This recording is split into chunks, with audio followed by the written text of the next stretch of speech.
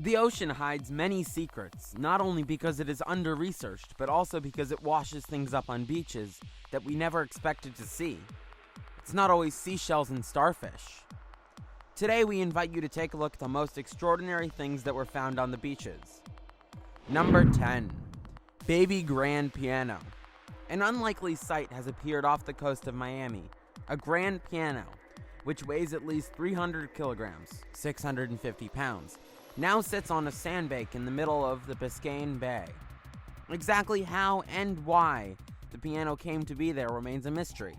The Florida Fish and Wildlife Conservation Commission says as long as the instrument isn't a navigational hazard, they won't remove it.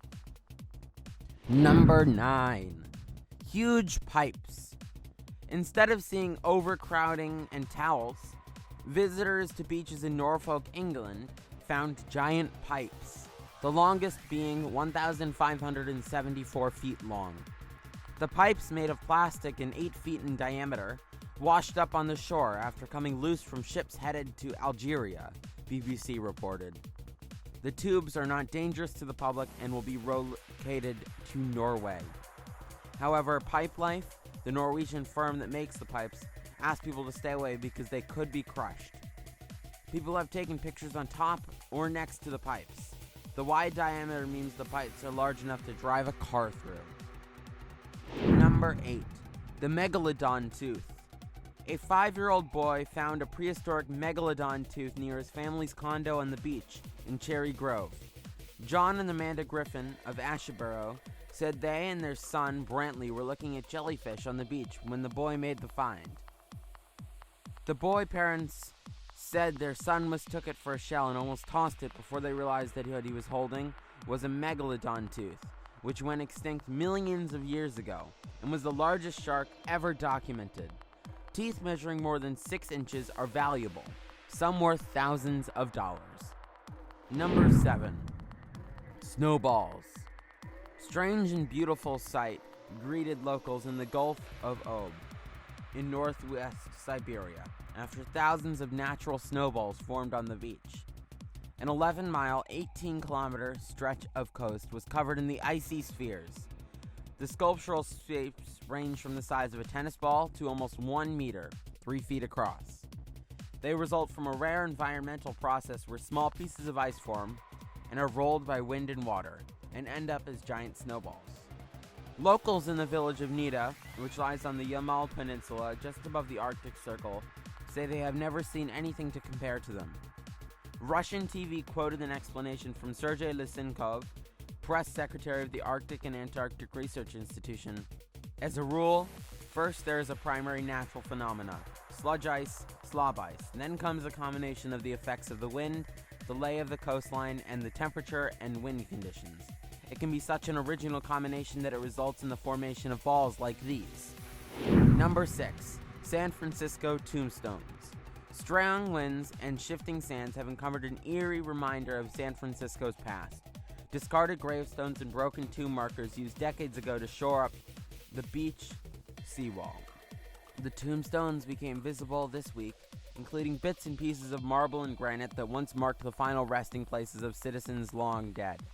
Some were used as breakwaters. Pieces of others were used to line the gutters of Haight-Ashbury's Buena Vista Park. Some gravestones were used to build the seawall along the Great Highway. Large tombs and crypts were dumped into the San Francisco Bay in the 1920s and 30s. The city decided to move the cemeteries out of the city. The Chinese, the Jewish, the Masonic, and the Catholic cemeteries were destroyed. Laurel Hill was one of the last to go. In 1937, the Chronicle described it as a silent city of the dead. There were 35,000 men, women, and children buried there, all removed to make way for the Loyal Heights development. Number 5. 80 million years old dinosaur thigh bone. Part of an 80 million year old fossil thigh bone found embedded in marine rock in Washington's San Juan Islands provides the first evidence that dinosaurs once roamed the state. Paleontologists discovered the femur while looking for fossilized signs of other extinct animals, and the rock was so hard that it took an entire day to pry the fossil out. Though it is unclear what species of the dinosaur the bone belonged to, the scientists eventually identified as a theropod, a type of meat-eating dinosaur. in a study published in 2015 in the journal PLOS ONE. Number 4. Giant eyeball. Perhaps remnants of the infamous Montauk monster, a giant eyeball has washed up on a Florida beach. But first, where did the eye come from? According to a news report, the mysterious eye washed up on Florida's Pompano Beach, where it was found by a beachcomber. Instead of whisking it away, as was the case in Montauk, the fine citizen handed it over to the Florida Fish and Wildlife Conservation Commission on Wednesday. The primary suspect right now is that it would be a large fish, Segelson told NBC, such as a swordfish, tuna, or deepwater fish. It probably is a squid eye. Other things with eyes that big, fish, cetaceans, have them embedded in hard tissue. Squid eyes are in relatively soft tissue and more likely to dislodge as the photo that you sent. Quick DNA analysis could easily sort it out for you, Pittman explained. Number 3. World War II love letters. There were 57 of them. Love letters from a young woman in New Jersey to her boyfriend in Vermont, found tied with a ribbon inside of a box on the shore of Sandy Hook Bay after the storm. The letters, written during and after World War II, were found 2 weeks ago by Kathleen Cheney's 14-year-old son Patrick. He spied them while they were talking along a beach trail in Atlantic Highlands, New Jersey, the day after Sandy barreled through. The letters were from Dorothy Fallon to Lynn Farnham and were written from 1942 to 1948, right up to the week before they got married. It's not clear why Farnham was in Vermont, but the letters were full of everyday and endearment. Well, darling, 2 weeks from today, and we will be married, read one passage in a letter from 1948. In another, I don't feel like sleeping, so I thought I'd write you a few lines.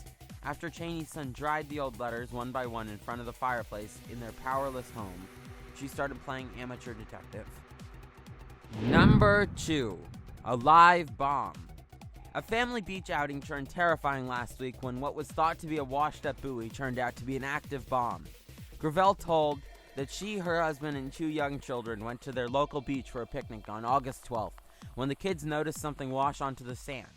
That's when she said Aaron, 6, and Ellis, 4, began posing for photos with the huge metal ball. We were more fascinated by the barnacles on it, Gravel added. My son was touching it and was knocking on it a little bit, and that was it, really. 5 days later, Pernbury Country Park officials announced on their Facebook page that the buoy discovered on the seashore was a United States military mine bomb. The realization that it was a bomb, it was completely shocking for us, she said. We realize now just how lucky we were. Number 1. Garfield Phones. For 35 years, toy Garfield phones, the color of macaroni and cheese, have inexplicably washed up onto the beaches along the coastal waters of Brittany, France. As it happens, the mind-boggling phenomena of the lasagna-loving cat phones making their way to the French coast for years started at the height of the comic strip star's popularity in the mid-'80s, when people were warming up to Jim Davis's cartoon creation. The random parts of the phone, from his smug, chubby face to the number dial pads people used to punch to the coiled lines, just kept on coming, which is almost too strange to be true. As many 200 Garfield seafaring parts were discovered strewn across France's beaches just last year. According to France Info, the environmental activist group R. Valenceau didn't give up on finding the source.